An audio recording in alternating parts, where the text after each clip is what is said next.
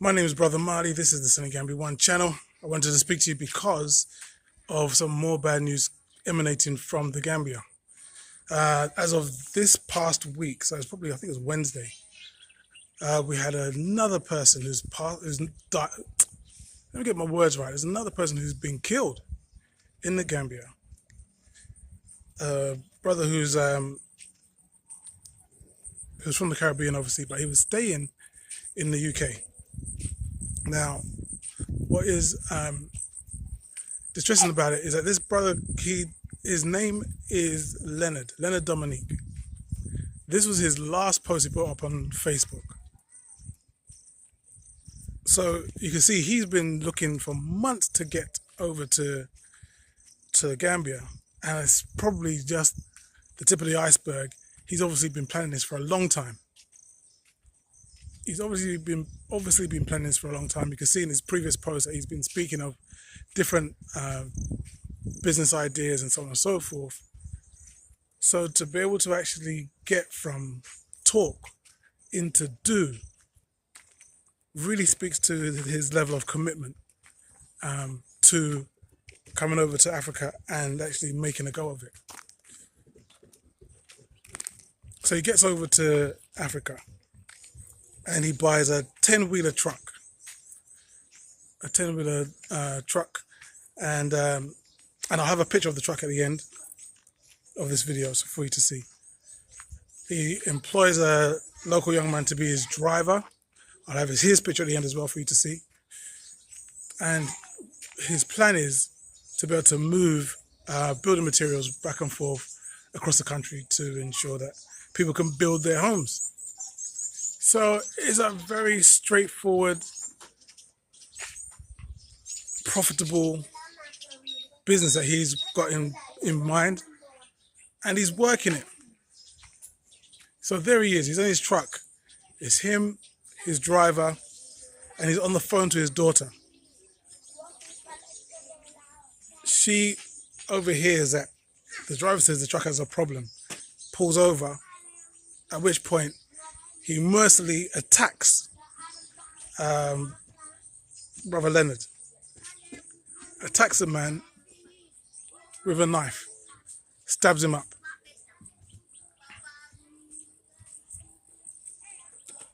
They dumped his body out right there in an area called Ghana Town.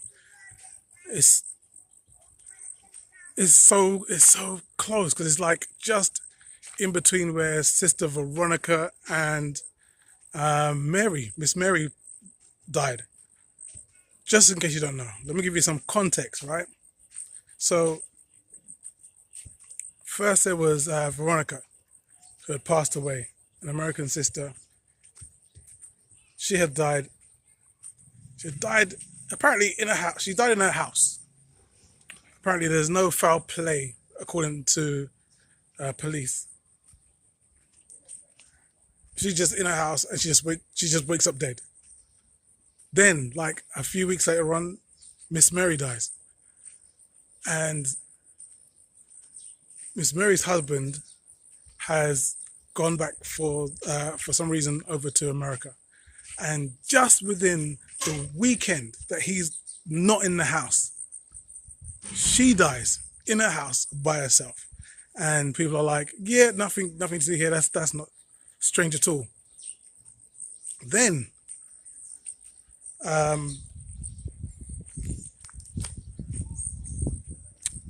another sister, Andrea, she's talking about how she feels like as though she's not feeling very safe in her place. She's not feeling safe. And then a week later on, she's dead. Just out of the blue, she's dead too. And where this brother was killed was literally just in between where Mary and Veronica had passed away. A couple months later on, I think it was Shakina next, right? Yeah, Shakina passes away. Shakina is definitely killed. She's got there's police involved. There's a suspect. He's been caught. captured and confessed. Her body was found in a well within the house. Well, it's called a suckaway. It's basically a large well type infrastructure for the house that she was building. He had her belongings, her laptop and so on and so forth on his person. Then there was Andre. Andre also died, but with Andre, it did seem more like as though it was something more natural rather than something that had been, foul play, because he was sitting on his porch outside his house. And that's where they discovered him. All of that to say, it's like we have to be careful. We have to be mindful when we go about our day-to-day business over here in Africa. With Brother Leonard, the plan, according to local media, the plan was that the driver sells the truck, and with the truck money, he goes the illegal way to Europe. So this is the plan, right? I mean, it's like the plan is so bad. To even use the term plan is overhyping this person's thinking process. His plan is to commit murder, then to rob the man, and then sell these stolen goods. And then with the money, give that to someone that will allow him to risk his life in order to get to Europe. Like, I don't think that we understand the desperation that some people have for money. I mean, the cost of labor over here is so much cheaper than it is in the West, that what people get paid for a month work in Gambia is what many people get paid per hour over in America. You hear that? What you get paid for an hour's work is what people over here get paid for a month's work. And so that means that when they see the likes of you and me turning up here, and we've got closed-toe shoes on, we stand out, because everybody here wears sliders, they wear flip-flops. Because who can afford closed-toe shoes?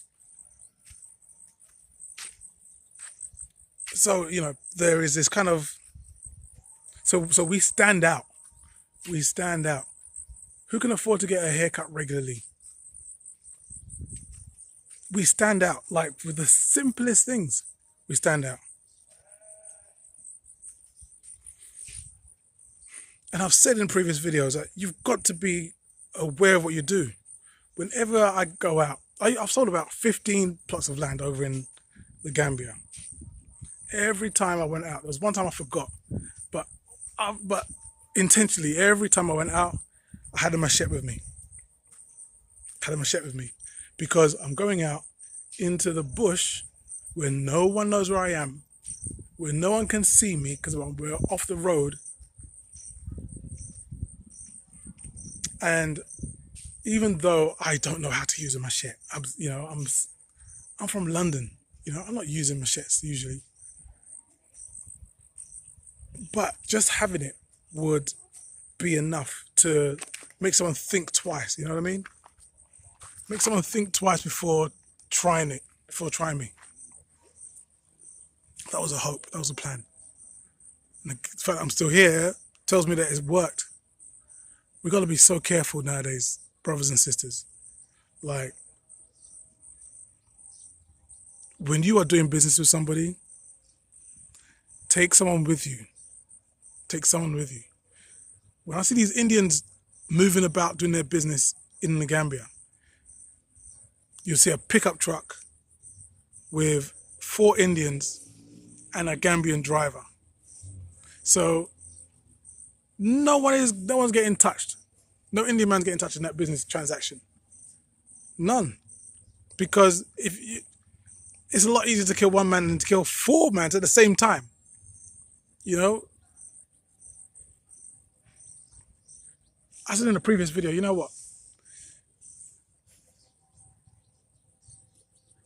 If you're from the States, I believe that if you have a firearm, you can bring it over to Gambia and you can get it licensed over in Gambia and you can keep that for your safety, for your protection. And people was like, don't encourage them to do that because that's just making things worse. No, it's not. It's keeping you safe. And if someone was to try you and they just saw that you had that level of power of you, you don't actually have to use it. You can shoot up in the sky, you can shoot it in the ground, you could shoot in someone's kneecap. I don't care. I'm not really bothered. But you can stop yourself from being taken out. You've got to look out for one another. I've been saying this for months now. And I keep being told, stop saying that stuff. You're encouraging more people to be killed. Stop saying that stuff. You're stopping people from coming to the country and then I'm not going to sell stuff in my business. You're ruining my business. Stop saying that stuff. People have been telling me to stop talking whilst more people are dying. It's ridiculous. That's what's going on right now, people. And so we've got to do better. You understand? We've got to do better because we know better.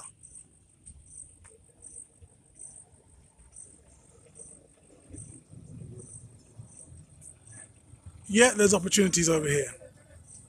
There's no denying that. And that's the reason why there are so many Indians and Lebanese and people from all walks of life over here. That's why this brother, Leonard, left the UK. Now, you know, he's looking at things like, what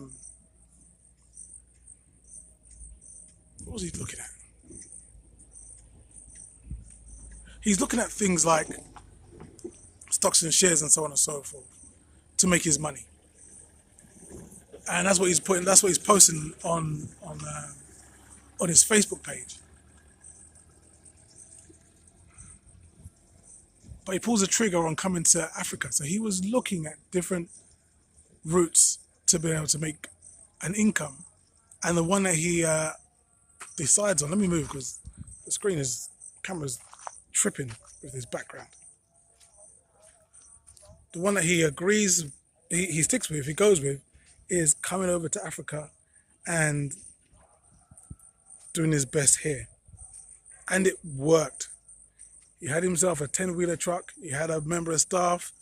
He was getting his business up and running. He could have just continued doing that for a little while and he would have made it. He would have done it. But his life's been cut short. Just at the precipice of great things, or greatness, his life has been cut down. And I don't want it to happen to any more people. Not after what we've been through. You know, I don't know you personally, but I know that if you are a black person and you live on this planet called Earth, I don't care where, Canada, America, Australia, I don't care where, if you're a black person born on this planet called Earth, you don't deserve to travel to a country in Africa and then be beaten up or be robbed or be killed just because you're trying to do some honest work, just because you're trying to create a good, reliable future, a good, reliable asset for your family. We don't deserve that. We've had enough. We've had enough stuff happen to us and happen to us for that to be okay.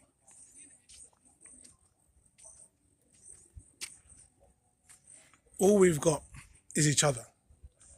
We've got just us. It doesn't matter where you're from right now because all these borders have not been drawn by us. They've been drawn by others. And if we decide to separate ourselves with the borders, by the borders that have been drawn by others, they've won already. So it's down to us to work together, especially if you're in Africa, especially if you're in Africa. The one good thing I can say about life in Gambia is how well everyone gets on, how well everybody gets on. You know, people from different parts of the world who would have never met have met in this tiny country called Gambia, and they get on and they love each other, and they invite each other over for coffee, or if you're English, they invite you over for tea and crumpets, or invite each other for a burger, whatever your thing is, whatever your version of your thing is. We get on and we get along with each other. Here in Senegal, it's a lot bigger, so it's a bit more clicky because you got to, like, I'm in Sally, and the car is a good hour and a half away, hour and a half drive away. So I'm not going to be hanging out with those people over there because it's too damn far. But same rules apply. We get on. So let's work together, okay? Let's stay strong, stay the course. One thing I do know is that because of our shared history, because of our shared enemies, there is nothing on this continent that can happen to us that is going to stop us. It's going to slow us down. Nothing. My name is Brother Marley, and until next time, take care of yourself. Peace.